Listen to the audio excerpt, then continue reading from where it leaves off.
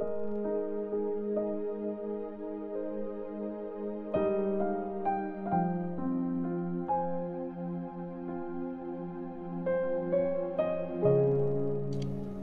chapter 4. Kapayapaang panghabang panahon. Mangyayari pagdating ng panahon na ang bundok kung nasan ang temple magiging pinakamataas na bundok, mas mataas pa sa lahat ng burol. Dadagsayin ito ng mga bansa. Dadating ang maraming tao at sasabihin, "Tara, umakyat tayo sa bundok ni Lord, sa tahanan ng Diyos ni Jacob, para maituro ng Diyos ang gusto niyang gawin natin at nang mamuhay tayo ayon sa landas na gusto niya." Kasi manggagaling sa Zion ang kautusan, sa Jerusalem ang mga instructions ni Lord. Siya ang magja-judge sa mga tao at magdi-decide para sa mga bansang malakas at malayo. Mamartilyuhin nila ang kanilang mga espada para gawing pang-araro. Ang mga sibat nila gagawin pang tagpas ng ani. Hindi na maglalaban-laban ang mga bansa. Di na sila magti-training para sa gera. Instead, payapa nang mamumuhay ang bawat tao sa kanya-kanyang ubasan at puno ng fig, at di na sila matatakot dahil promise ito ni Lord na makapangyarihan. Sinasamba at sinusunod ng lahat ng bansa ang kani-kanilang Diyos, pero si Lord na aming Diyos ang i-worship at susundin namin sa habang panahon. Sabi ni Lord, dadating ang panahon na igagather ko ang mga pilay, pati ang mga pinalayas, at ang mga pinarusahan ko. Ang mga pilay ang ititira ko. Yung mga pinalayas, gagawin kong malakas na bansa.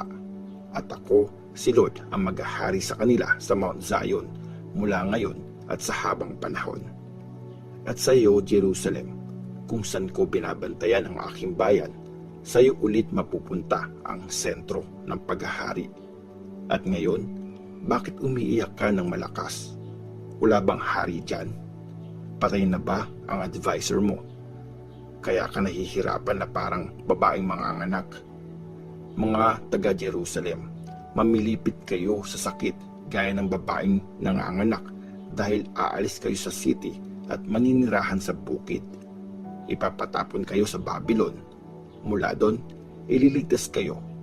Tutubusin kayo ni Lord mula sa kamay ng mga kaaway nyo. At ngayon, maraming bansa nagsama-sama laban sa inyo. Sabi nila, bastusin natin ang Zion at panoorin natin ang pagkawasak nito. Pero di nila alam ang iniisip ni Lord. Di nila naiintindihan ang plano niya.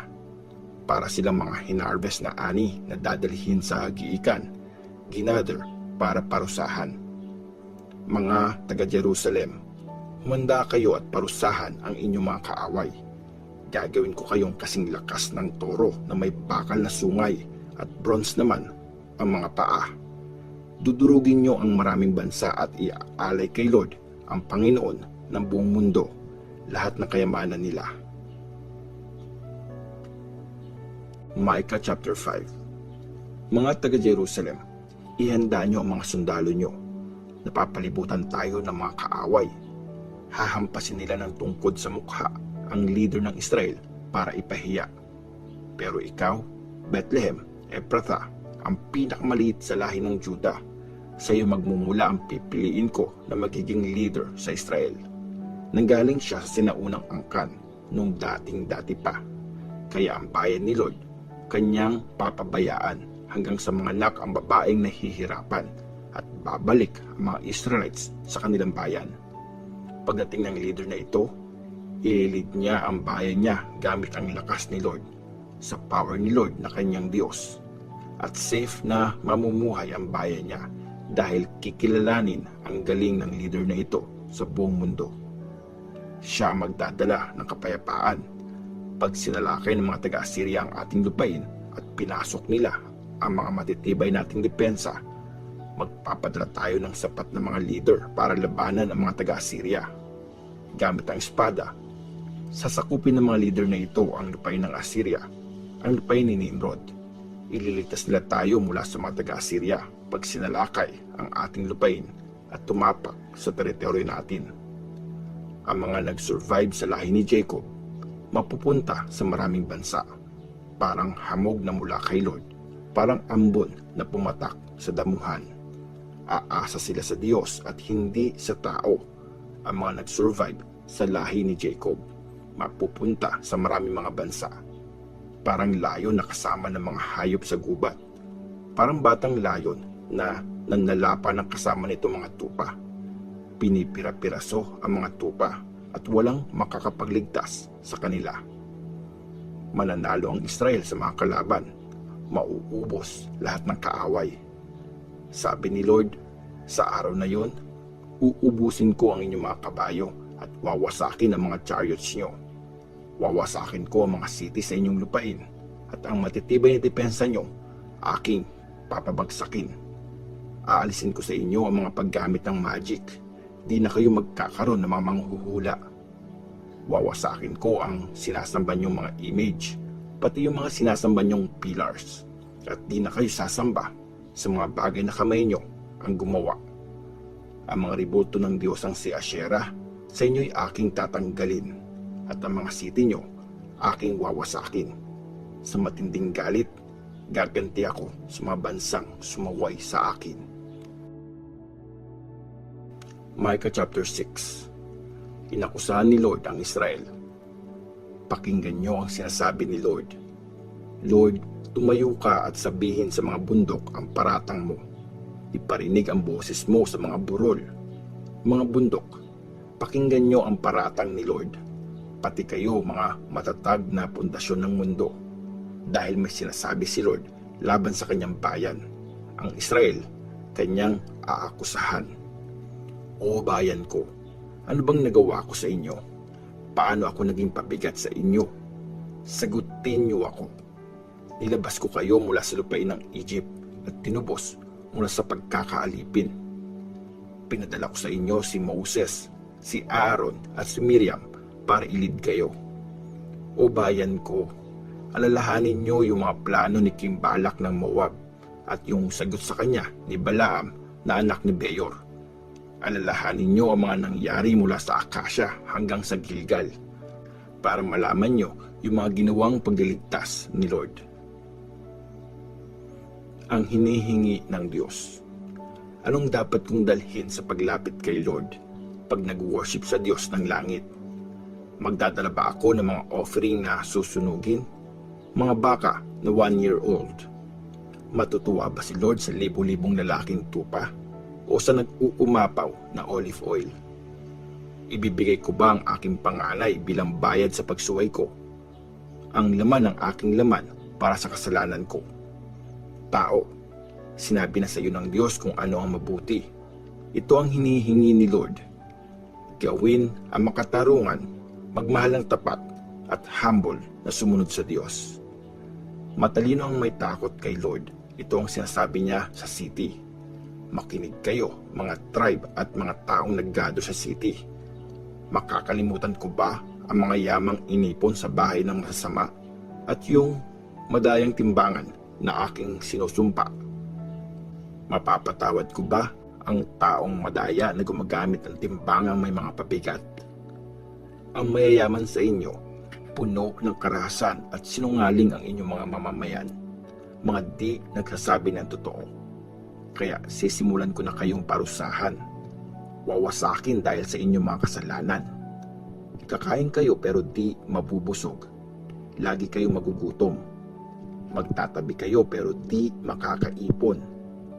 Masisira ang mga ipon dahil sa gera. Magtatanim kayo pero di mag-aani. Magpipisa kayo ng mga olives pero di nyo magagamit ang oil nito. Magpipisa kayo ng mga ubas pero di makakainom ng wine nito. Kasi sinunod nyo yung mga instructions ni Omri. Ginaya nyo yung mga ginawa ng lahi ni Ahab. Pati mga batas nila ginaya nyo. Dahil dyan, wawasakin ko kayo at lalaitin kayo ng mga tao. Iinsultuhin kayo ng mga bansa. Micah chapter 7. Napakasama ng Israel. Kawawa ako kasi para akong isang gutom na tao na walang makitang bunga sa puno dahil napitas na lahat ng ubas sa mga ito. Walang makuhang fig sa puno nito dahil wala ng hinog na gusto ko. Wala ng tapat na tao sa mundo. Wala ng matuwid na tao. Lahat naghihintay na pumatay. Tinatrap ang mga kababayan nila. Expert sila sa paggawa ng masama. Mga official at judge humihingi ng suhol at tinidikta ng nasa kapangyarihan ang gusto niya. Kaya nagsasabuatan sila. Kahit yung pinakamabait sa kanila, parang damo, parang matinik na halaman, yung pinakamatalino. Dumating na ang araw ng parusa na winarni ng mga bantay nila. Nagkakagulo na sila. Huwag ka magtiwala sa iyong kapwa o sa kaibigan. Sa mga sasabihin mo ay mag-ingat ka. Kahit pa sa mahal mong asawa, babastusin ng anak na lalaki ang kanyang tatay. Aawayin ng anak na babae ang kanyang nanay. Manugang laban sa biyanan. Sariling kapamilya ang kalaban. Pero ako, kay Lord ako aasa. Hihintayin ko ang Diyos na magliligtas sa akin. Papakinggan ako ng aking Diyos. Ang pagliligtas ni Lord. Huwag kang magsaya sa nangyari sa akin, kaaway ko. Bumagsak man ako, babangon din ako. Pag nasa dilim ako, si Lord ang ilaw ko. Nagkasala ako kay Lord, kaya titisin ko ang galit niya hanggang sa ipagtanggol niya ako at hatulan na walang kasalanan.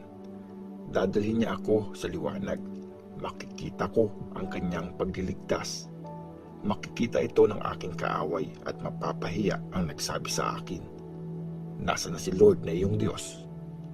Ang pagpaksak ng kaaway ko, aking makikita. Aapakapakan siya na parang putik sa kalsada. Darating ang araw na ang mga pader mo ay tatayo. Sa araw na yon, lalawak ang iyong teritoryo.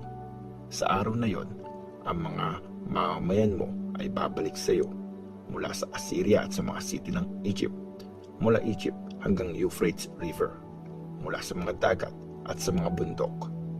Pero magiging desert ang lupa dahil sa mga nakatira dito, dahil sa kanilang mga ginawa. Ilid mo ang iyong bayan gamit ang tungkod mo. Sila ang mga tupa na pinili mo. Sila lang ang nakatira sa gubat na napapalibutan na matabang lupa.